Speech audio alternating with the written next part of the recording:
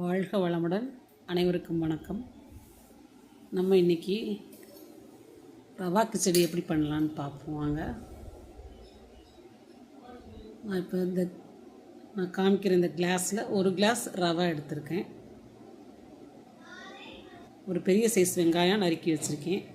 நாங்கள் காரம் அதிகமாக சேர்க்கறதுனால அதில் குண்டு மிளகா 5 மிளகா எடுத்திருக்கிறேன். கேரட்டு, பட்டாணி எடுத்துருக்கோம். கருவேப்பிலை கொஞ்சம் எடுத்துருக்கேன். இப்போ நம்ம தக்காளி, ஒரு சின்ன சைஸ் தக்காளி, ரவையை வறுத்து எடுத்துக்கணும். நல்லா வாசனை வரும் வரைக்கும் வறுப்போம். இப்போ வாசனை வர வரைக்கும் வறுத்தாச்சு, எடுத்து வச்சுக்கணும். திரும்ப அந்த பாத்திரத்தை வச்சு எண்ணெய் போட்டுக்கிடுவோம். எண்ணெய் காஞ்சிச்சு. இப்போ நம்ம கடுகு, கடலைப்பருப்பு, கொஞ்சம் சீரகம், உளுந்தம்பருப்பு, ஒரே ஒரு சின்ன வரமிளகா கிள்ளி போட்டு தாளிச்சுக்குவோம். பொரியவும் கருவேப்பிலை போட்டுட்டு வெங்காயம், பச்சை மிளகா வதக்கிக்குவோம். கொஞ்சம் நல்லா வறுப்பட்டவும் தக்காளி சேர்த்துட்டு காய்கறி சேர்த்துக்குருவோம். கேரட், பச்சை பட்டாணி போட்டு கொஞ்சம் இஞ்சி கிரேட்டரில் திருவி வச்சுருக்கேன், அதை போட்டுறேன். ஒரு 3 நிமிஷம் அது காய்கறிலாம் வேகட்டும், மூடி வச்சுக்கலாம். மூடியை திறந்து பார்ப்போம். 3 நிமிஷம் இருந்தால் போதும். அப்புறம் தண்ணி கொதிக்கும், அப்போ அதில் வேகும், அதனால் போதும். அந்த காய்கறிக்கு மட்டும் தேவையான உப்பு போட்டிருக்கேன்.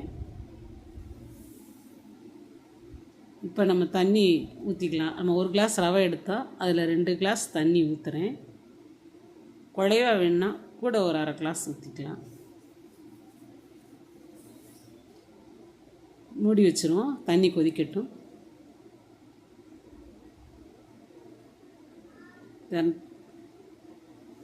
கொதிச்சிருச்சான்னு பார்ப்போம்.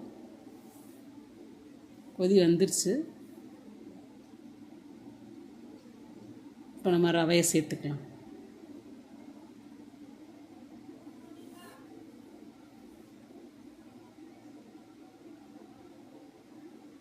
இதில் தண்ணி கொதிக்கும்போது மீதி உப்பை சேர்த்துக்கிறணும். நான் சொல்லலை, தண்ணி கொதிக்கும்போதே காய்கறிக்கு தேவையானது மட்டும் உப்பு போட்டிருந்தோம். அப்புறம் கொதிக்கையில் மீதி உப்பை சேர்த்துக்கலாம்.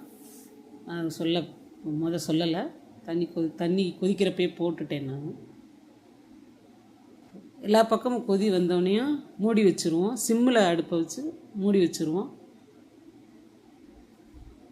3 நிமிஷம் கழித்து பார்ப்போம். இப்போ ஓப்பன் பண்ணி பார்ப்போம். நல்லா வந்துருச்சு, எல்லா பக்கமும் நல்லா வந்துருச்சு, நல்லா வந்திருக்கு. கடைசி ஒரு ஸ்பூன் நெய் விட்டுக்கலாம்.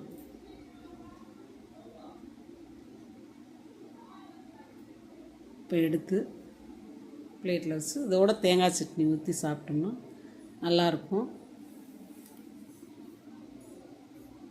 எல்லோரும் செஞ்சு சாப்பிட்டு பார்த்துட்டு கமெண்ட்டில் சொல்லுங்கள். லைக் பண்ணுங்கள், சப்ஸ்கிரைப் பண்ணுங்கள். நன்றி, வணக்கம்.